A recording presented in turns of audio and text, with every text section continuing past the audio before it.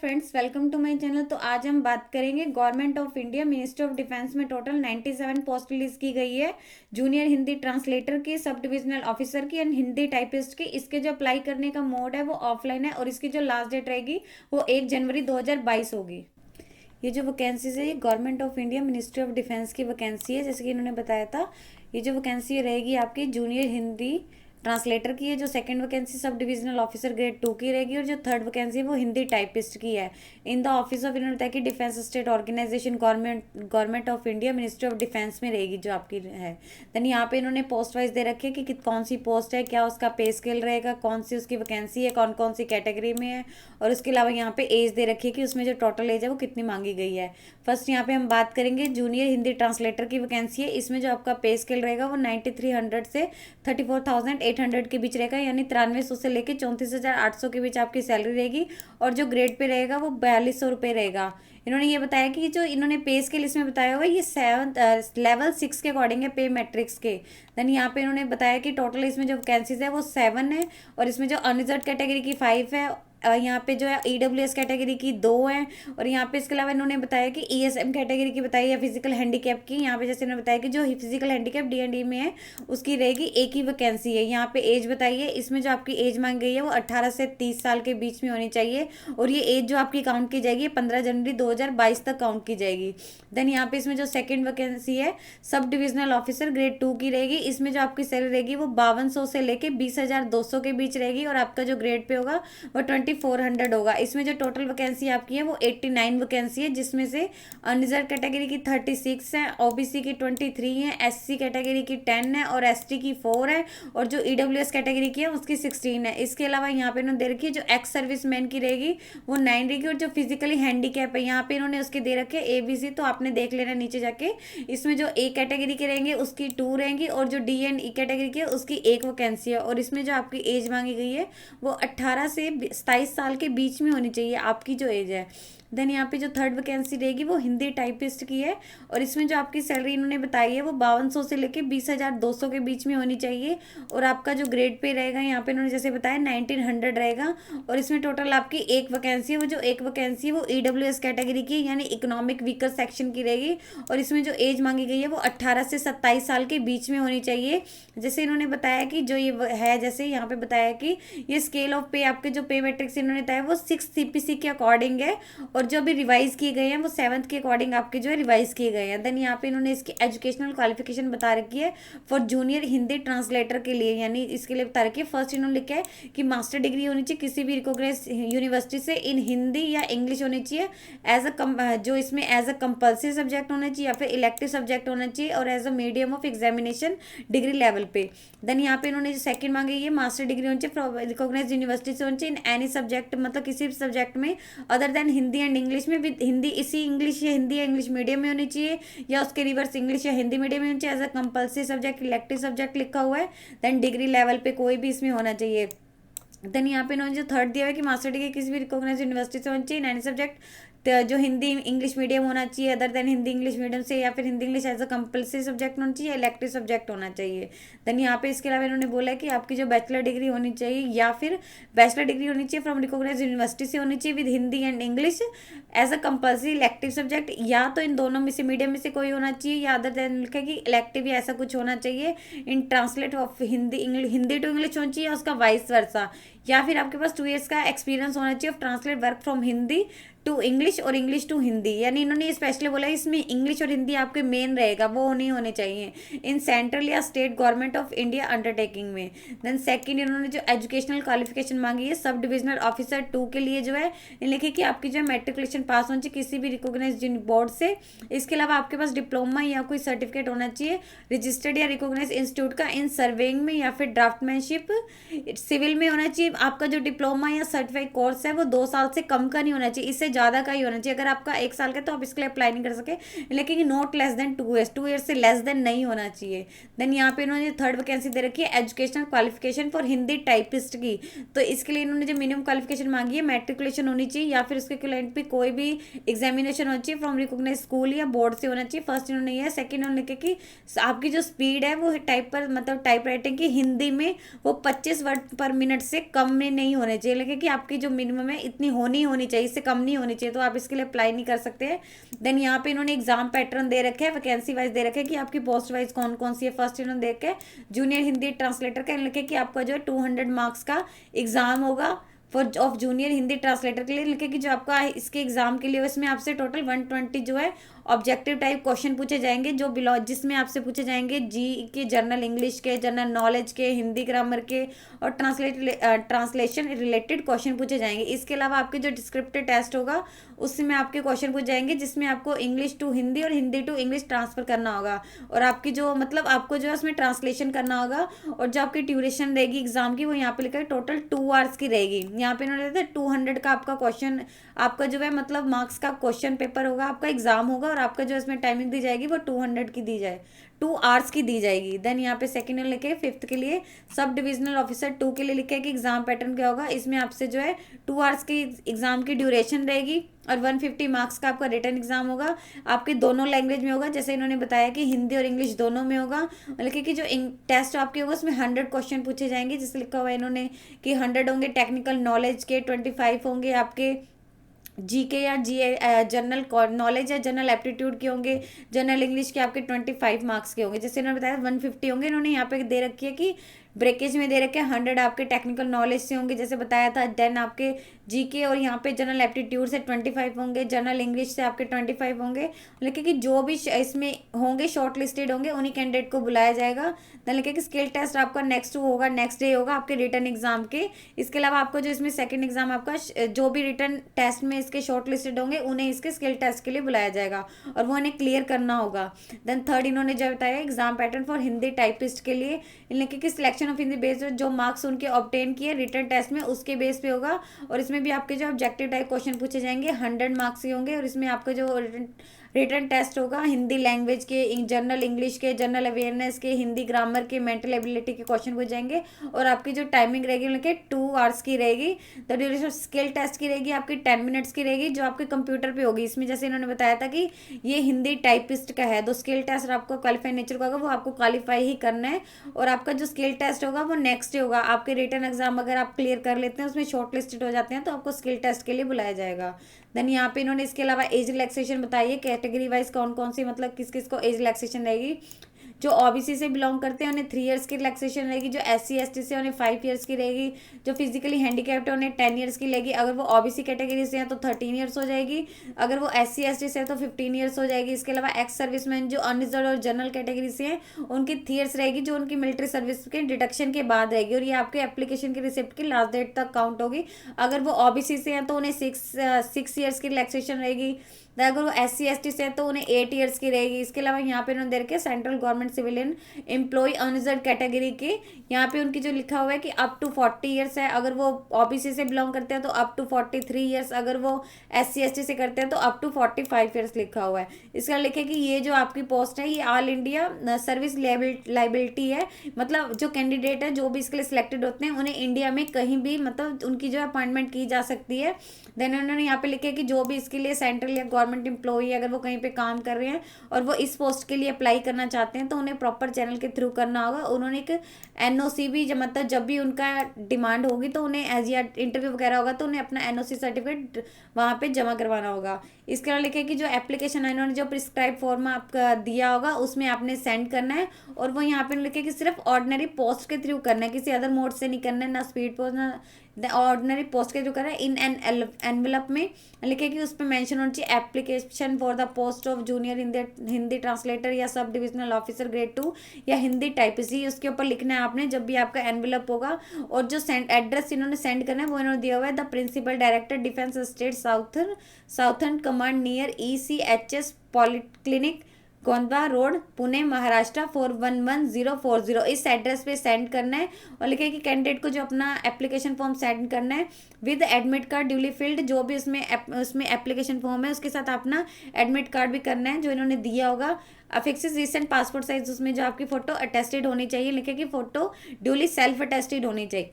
Then इन्होंने यहाँ पे लिखा है आपका जो रिटन और स्किल टेस्ट होगा वो कहाँ कहाँ पे होगा, या तो पुणे में होगा, या दिल्ली में होगा, या फिर बैरकपुर कैंट में होगा जो कोलकाता में है। ये आपके जो इन्होंने 3 लोकेशन दी हुई हैं। इसके लिए लिखे कि अगर कैंडिडेट है वो इकोनॉमिक वीकर सेक्शन से बिलोंग करता है तो उन्हें इनकम एंड असेट सर्टिफिकेट जमा करवाना होगा करंट ईयर का। इसके अलावा लिखे कि अगर वो कोई कैंडिडेट है वो एक्स सर्विसमैन है, उसके लिए कौन कौन से डॉक्यूमेंट चाहिए होंगे। फर्स्ट उसका होगा copy of ex serviceman identity card रहेगा, फर्स्ट उनका रहेगा। देन सेकंड रहेगा copy of discharge certificate from service, वो रहेगी उसका सेकंड है। थर्ड रहेगा उनका कॉपी ऑफ पेंशन पीपीओ। ये तीनों डॉक्यूमेंट हैं, उन्हें मतलब उसकी जो फोटोकॉपी है सेल्फ अटेस्टेड करके सेंड करनी है। इसके अलावा लिखे कि जो कैंडिडेट है ओबीसी से बिलोंग करते हैं, नॉन क्रीमी लेयर है, उन्हें अपना सर्टिफिकेट जमा करवाना होगा। ओबीसी नॉन क्रीमी लेयर का करंट ईयर का जमा करवाना होगा, जैसे इन्होंने लिखा है करंट ईयर का ही वैलिड होगा। देन लिखे कि जो भी इसकी कॉम्पिटेंट अथॉरिटी है उसके द्वारा इशू होना चाहिए, वो उन्हें जमा करवाना होगा। देन लिखे कि जो भी इसके लिए जो भी मतलब एलिजिबल कैंडिडेट होंगे उन्हें मत बुलाया जाएगा रिटर्न और स्किल टेस्ट के लिए। उसके उन पे डेट टाइम एंड वेन्यू लिखा होगा, कोई भी उन्हें टीए डीए नहीं दिया जाएगा। जैसे इन्होंने लिखा है कि उनके एग्जाम में के लिए उन एग्जाम में बैठने के लिए, और उन्हें अपना जो एडमिट कार्ड है वो लेके आना हो along with them for appearing in the written test में। देन इसके लिए कोई भी आपका इंटरव्यू कंडक्ट नहीं किया जाएगा। और लेकिन डिपार्टमेंट के पास अथॉरिटी है कि वो मतलब कैंडिडेचर को चाहे तो अगर उसके लिए एलिजिबल नहीं है तो वो उसे कैंसिल भी कर सकता है, अगर उन्हें कहीं लगता है कि उनके जो डॉक्यूमेंट है सही नहीं है, उनका मेडिकल इन्फॉर्मेशन है वो उन्होंने उससे छुपाई है, तो इसमें कोई भी ऐसा इशू नहीं होगा। देन उन्होंने यही लिखा हुआ है कि कॉम्पिटेंट अथॉरिटी फाइनल करेगी कि हाँ कौन सा कैंडिडेट है उसमें जो अपॉइंटमेंट किया जाना चाहिए। इसके लिए टू आपको 2 self address envelope of size इसके आपके साथ साथ सेंड करने हैं, जिनका जो साइज है 10 सेंटीमीटर 22 सेंटीमीटर होना चाहिए, जिसके ऊपर 10 रुपीज़ की जो है एक पोस्टल स्टैंप आपने अटैच करनी है अलॉन्ग विद द एप्लीकेशन के साथ आपने सेंड करनी है। इसके अलावा 2 पासपोर्ट साइज फोटो आपने टेस्टेड होनी चाहिए, सेल्फ अटेस्टेड। एक तो आपने जो है इसके एप्लीकेशन फॉर्म पे अटैच करनी है और दूसरी जो आपको एप्लीकेशन के साथ सेंड करनी है। देन लिखेगी डिपार्टमेंट इसके लिए रिस्पॉन्सिबल नहीं होगा अगर आपको कोई भी पोस्टल डिले होता है या उसमें कोई लॉस होता है। इसके अलावा फोटोकॉपी दे रखी है कौन कौन से सेल्फ अटेस्टेड डॉक्यूमेंट रहेंगे आपके। जो है फर्स्ट तो आपका रहेगा डेट ऑफ बर्थ करेगा, सेकंड आपका एजुकेशनल क्वालिफिकेशन करेगा, थर्ड आपने अगर आपने कोई कैटेगरी या एज रिलैक्सेशन के लिए भरा है तो आपका कैटेगरी सर्टिफिकेट आ जाएगा, अगर आपका कोई डिसेबिलिटी का सर्टिफिकेट है तो वो आ जाएगा, अगर आपने वहाँ पे मतलब इकोनॉमिक वीकर सेक्शन है तो उसका सर्टिफिकेट आ जाएगा, अगर आप एक्स सर्विस मैन है तो उन सब के आपको जो रेलिवेंट सर्टिफिकेट है वो आपने जमा करवाने होंगे। देन उन्होंने लिखे कि अगर आपने कोई इनकम्प्लीट एप्लीकेशन है आपकी जो अगर आपने अपना इनकम्प्लीट एप्लीकेशन लिखा है जो उसमें डॉक्यूमेंट है वो नहीं भेजे या आपने कहीं सिग्नेचर नहीं किए एप्लीकेशन अगर लास्ट डेट के बाद रिसीव हो रहा है तो भी आपका जो फॉर्म है वो सीधा रिजेक्ट हो जाएगा। देन लिखा है यहाँ पे दिया हुआ है कि लास्ट डेट आपकी जो एप्लीकेशन फॉर्म की लास्ट डेट रहेगी वो 15 जनवरी 2022 5 बजे से पहले पहले है वो पहुंच जाना चाहिए। इसके अलावा लिखे कि for candidate belong to Assam, Meghalaya, Manipur, Arunachal Pradesh, Mizoram, Nagaland, Tripura, Sikkim, Jammu and Kashmir, Lahaul Spiti district and Pangi sub division of Chamba जो हिमाचल प्रदेश के चंबा डिवीजन के हैं, या फिर अंडमान निकोबार द्वीप, इनको जो है एक्स्ट्रा 2 वीक्स दिए जाएंगे एप्लीकेशन को सबमिट करने के लिए। और जो है इस जो भी कैंडिडेट का रिवर्स पैनल होगा वो देखेगा कौन किसके लिए मतलब बेस्ट है किसी भी कैटेगरी के लिए। इसके अलावा यहाँ पे लिखे कि अगर किसी भी कैंडिडेट के बीच में जो टोटल मार्क्स में अगर उनका टाई होता है जो मेरिट के बेस पे डिसाइड किया जाएगा, अगर फिर भी होता है तो उनकी डेट ऑफ बर्थ की जो भी एल्डर होगा उसे प्रेफरेंस दी जाएगी। देन यहाँ पे इन्होंने 29 में इसकी एप्लीकेशन फीस और मोड ऑफ पेमेंट दिया हुआ है, लेकिन जो कैंडिडेट को फीस पे करनी है वो 200 है, तो डिमांड ड्राफ्ट के थ्रू करनी है in favour of principal directorate defence state southern command Pune में करनी है। ये रहेगी at union of bank of India headquarter southern command branch Pune 1, इसके फेवर में आपको जो है वो फीस जमा करनी है। इसके अलावा कंसेशन किन कैंडिडेट को फीस पे नहीं करनी है, वुमेन को नहीं करनी है, अगर जो कैंडिडेट है एससी से बिलोंग करते हैं, एसटी से करते हैं, एक्स सर्विस मैन है, इकोनॉमिक वीकर सेक्शन से, उन्हें कोई भी फीस पे नहीं करनी है।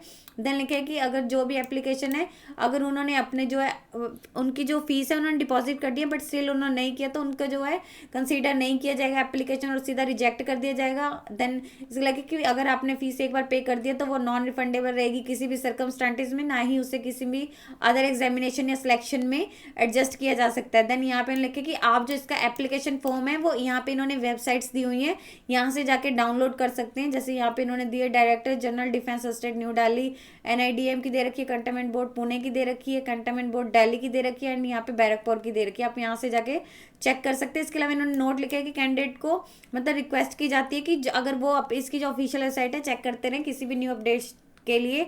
तो ये आपकी रहेगी टोटल है। अब हम आपको बता देते हैं इसका आपको जो फॉर्म है वो कहाँ से, मतलब एज एग्जाम्पल बताते हैं कहाँ से जाके डाउनलोड करना है। जैसे यहाँ पे जो है हम इधर देख लेते हैं, कोई भी एक साइट चुन लेती है, delhican.com की कर लेते हैं। तो आपने यहाँ पे जाएंगे तो आपने यहाँ पे क्लिक कर लेना है, डेली में आएगा।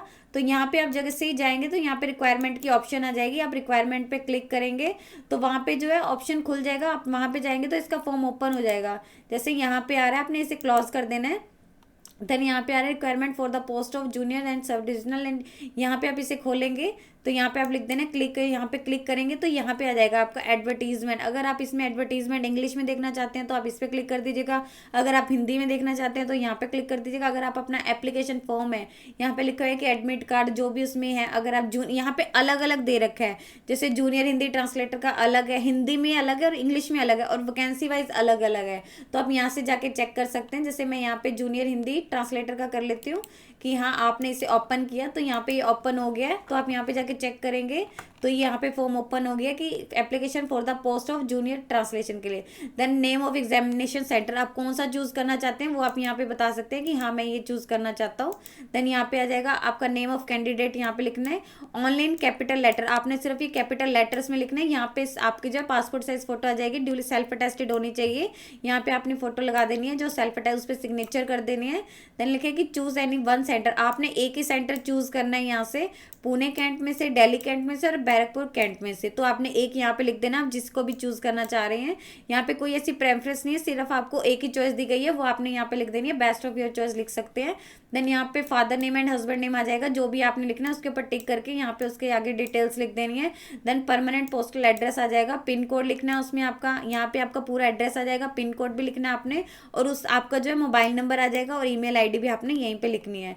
देन प्रेजेंट पोस्टल एड्रेस लिख देना आपने, अगर आपको कोई अभी कहीं पे टेम्परेरी रह रहे हैं तो पोस्टल एड्रेस आ जाएगा, पिन कोड आ जाएगा, और उसमें आपने मोबाइल नंबर और ईमेल आईडी भी लिखनी है, जैसे इन्होंने यहाँ पे मेंशन किया हुआ है कि हाँ mobile number and email ID लिखनी है। देन यहाँ पे फिफ्थ में आ जाएगी आपकी डेट ऑफ बर्थ आ जाएगी, यहाँ पे लिख देना कौन सी डेट थी, जैसे यहाँ पे लिख दिया यहाँ पे 1 जनवरी 2000 को लिख देना। तो आपने यहाँ पे लिख देना 2000 को। एज आपकी कितनी है 15 जनवरी 2022 तक, वो लिख देने, कितने ईयर्स हुए, कितने मंथ्स हुए, कितने डेज हुए हैं। देन यहाँ पे लिखना है जेंडर कौन सा है, जौन सा भी आपका जेंडर है उसके नीचे टिक कर देना है, मेल या फीमेल है तो फीमेल पे क्लिक कर दीजिएगा। देन ए टाइम का मैटर स्टेटस आपका क्या रहेगा, मैरिड अनमैरिड जो भी है आपने यहाँ पे क्लिक कर देना है। देन कैटेगरी वाइज लिखा हुआ है कि जो वर्टिकल में इन्होंने बताई थी, वहाँ पे स्टार्टिंग में आपने देखा होगा वर्टिकल में अलग थी और हॉरिजॉन्टल में थी। अगर लिखे कि वर्टिकल में आप कौन सी कैटेगरी से बिलोंग करते, देन यहाँ पे आपने लिख देना है कि कौन सी है, ओबीसी है तो आपने ओबीसी लिख देनी है। देन 10 में यहाँ पे आ जाएगा कौन सी हॉरिजॉन्टल में कौन सी कैटेगरी से है, अगर आप एक्स सर्विस मैन है तो आप ये लिख सकते हैं, अगर आप फिजिकली हैंडीकैप में एबीसी जौन सी कैटेगरी मेंशन है उसमें से है तो आपने यहाँ पे कर देना है। देन उसके इन्होंने लिखा है कि जो भी आप इसमें कैटेगरी भरेंगे तो उसका जो सर्टिफिकेट है वो भी अटैच करना है, like SC ST OBC EWS ESM या फिजिकली हैंडीकैप का, तो इनका आपको रेलेवेंट सर्टिफिकेट भी इसके साथ अटैच करना होगा, उसकी जो सेल्फ अटेस्टेड फोटोकॉपी अटैच करनी है। देन यहाँ पे आपकी एजुकेशनल क्वालिफिकेशन आ जाएगी, जौन सी आपने करी है, फर्स्ट आपकी 10th आ जाएगी, देन आपकी जो भी आपने +2 आ जाएगी, डिग्री ग्रेजुएशन एंड आगे जो भी उसकी पोस्ट ग्रेजुएशन की है, कौन से इंस्टीट्यूट कॉलेज से या स्कूल से पास किए, कौन से ईयर में पास किए, कौन सा क्लास डिवीजन या ग्रेड था, जो भी आपका था वो लिख देना, एंड कितने परसेंटेज आपने उसमें मार्क्स ऑब्टेन किए हैं। देन लिखे कि इसमें आ जाएगी 12 पॉइंट में इसकी प्रेजेंट एम्प्लॉयमेंट, अगर आप कहीं पे अभी स्टिल वर्किंग है तो आप यहाँ पे लिख सकते हैं, अगर हैं तो। देन यहाँ पे अगर आपका कोई एक्सपीरियंस है तो आपने यहाँ पे लिख देना है कि कौन सा ऑर्गेनाइजेशन का नेम लिख देना है, कौन सी डेट से एंड कौन सी डेट तक की आपका क्या डेजिग्नेशन था, एंड आपकी वहाँ पे ड्यूटीज़ क्या थी। अगर आपने एक से ज़्यादा ऑर्गेनाइजेशन में काम किया है तो यहाँ पे आप फर्स्ट लिख के देन सेकंड में उसकी डिटेल्स डाल देनी है, अगर आपने ज़्यादा की तो आपने यहाँ पे लिख देनी है। देन आपका जो है 14 में आ जाएगा आपका डिमांड ड्राफ्ट का नंबर आ जाएगा, क्या था आपने जैसे अगर फीस डिपॉजिट करवाई है एंड कौन सी डेट को करवाई है वो आ जाएगा। देन यहाँ पे आपने डिक्लेरेशन पढ़ लेना है, आई hereby declare द स्टेटमेंट, जो भी मैंने इसमें डिटेल्स भरी है कंप्लीट है, ट्रू है, मेरी नॉलेज के अकॉर्डिंग सही है। अगर कहीं भी स्टिल आपको लगता है कि हाँ रिटेक्ट किया तो मेरा and written test and skill test में कैन भी कैंसिल किया जा सकता है। देन यहाँ पे आपके जो अग्री करते हैं यहाँ पे कैंडिडेट के सिग्नेचर आ जाएंगे, यहाँ पे उन्होंने सिग्नेचर करने और यहाँ कैंडिडेट का जो है उन्होंने फुल नाम लिखना है जो भी उनका रहेगा। देन यहाँ पे आप कौन से प्लेस से भर रहे हैं और यहाँ पे कौन सी डेट को भर रहे हैं वो आ जाएगा। देन यहाँ पे आपका एडमिट कार्ड दिया हुआ है फॉर द, ये मतलब कैंडिडेट का, ये आपने अगर यहाँ पे भर देना है, एडमिट कार्ड जैसे लिखा हुआ है ब्लॉक लेटर्स में भरना है, सिर्फ आपने यही भरना है, ये ऑफिस यूज़ के लिए रहेगा। यहाँ पे कैंडिडेट के नेम और हस्बैंड नेम अगर उन्होंने जो भी चूज़ करना है, सिग्नेचर आ जाएंगे, यहाँ पे आपका थंब इम्प्रेशन आ जाएगा, आपने यहाँ पे फोटो अटेस्ट कर देनी है। तो ये आपका रहेगा। और ऐसा ही आपके अदर की है, अगर आप उसमें देखना चाहें तो सेम यही फॉर्मेट रहेगा उनका भी। हाँ, आपको बस उसमें जो है उसके अकॉर्डिंग आपको उसकी डिटेल्स भरनी है, बाकी उनका सेम ही रहेगा कि हाँ आपका कौन सा है कौन सा नहीं है। तो अगर आप चाहते हैं कि हाँ कोई भी स्टिल आपको इश्यू हो तो आप हमें कमेंट सेक्शन में लिख के बता सकते हैं। यदि आपको इससे रिलेटेड अधिक जानकारी चाहिए तो आप इसकी ऑफिशियल वेबसाइट पर जाकर चेक कर सकते हैं, जिसका लिंक मैं आपको डिस्क्रिप्शन बॉक्स में डाल दूंगी। यदि आपको इस वीडियो से रिलेटेड कोई भी क्वेरी है तो आप हमें कमेंट सेक्शन में लिख के बता सकते हैं। वीडियो अच्छी लगी हो तो प्लीज़ लाइक एंड शेयर। इस तरह के और इन्फॉर्मेटिव वीडियोज़ को देखने के लिए आप हमारे यूट्यूब चैनल को सब्सक्राइब कीजिए।